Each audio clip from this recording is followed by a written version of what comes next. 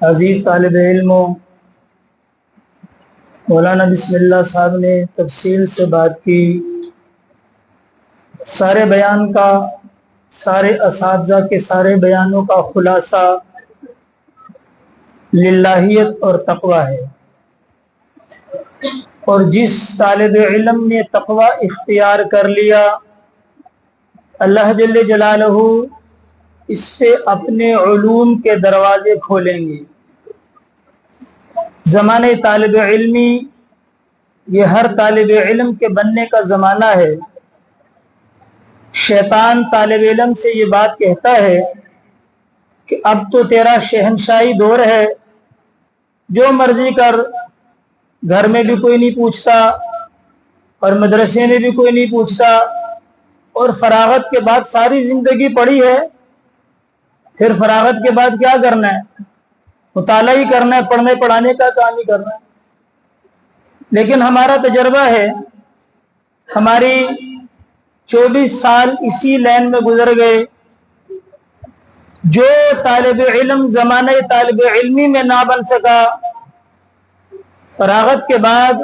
وہ نہیں بنتا، اینٹ بھٹی میں بنتی ہے۔ کبھی آپ نے دیکھا ہو دنیا کا مشاہدہ کہ بھٹی کے اندر سے اینٹ نکل آئی ٹیڑھی، بعد میں وہ ٹیڑھی رہے گی، توڑ کر فرشوں کے کام آئے گی، عمارات کے اندر اس کو نہیں لگایا جاتا۔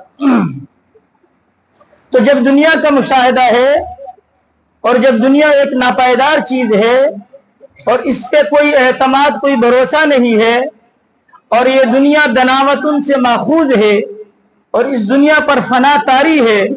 جب اس کے اندر ضابطہ اور قانون یہ ہے کہ جس چیز کی جو جگہ بننے کی ہے اگر وہ اس میں نہ بن سکی تو بعد میں ٹھیک نہیں ہوتی، تو ہم تھوڑا یہ سوچ لیں کہ بھئی اگر ہم مدرسے میں زمانے طالب علمی میں نہ بن سکے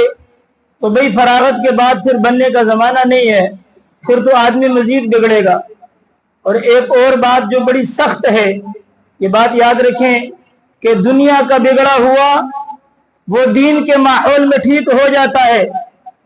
دنیا کا بگڑا ہوا جب دین کے ماحول میں آتا ہے تو اللہ جل جلالہ اس ماحول کی برکت سے اس کو ٹھیک کر دیتے ہیں۔ لیکن یہ بات یاد رکھنا میرے عزیزو، دین کا بگڑا ہوا جہنم کے علاوہ کدھر بھی نہیں ٹھیک ہو سکتا، سیدھا جہنم میں جا کے ٹھیک ہوگا، پھر اس کے بننے کی کوئی جگہ نہیں، کیونکہ یہ جو ماحول بننے کا ہے اس بننے کے ماحول میں بگڑ گیا، جو ماحول بننے کا ہے اس بننے کے ماحول میں بننے کے بجائے بگڑ گیا۔ اب خود بتائیں کہ پھر کون سا ماحول اس کو دیں گے جس ماحول میں وہ بنے گا؟ آپ سے درخواست ہے، مؤدبانہ گزارش ہے کہ بھئی اپنے اندر تقوی پیدا کرو، للہیت پیدا کرو، نوافل کے ذریعے سے اللہ کا قرب حاصل کرو، کتابوں کو دیکھو۔ میں نے ایک جگہ پر پڑھا،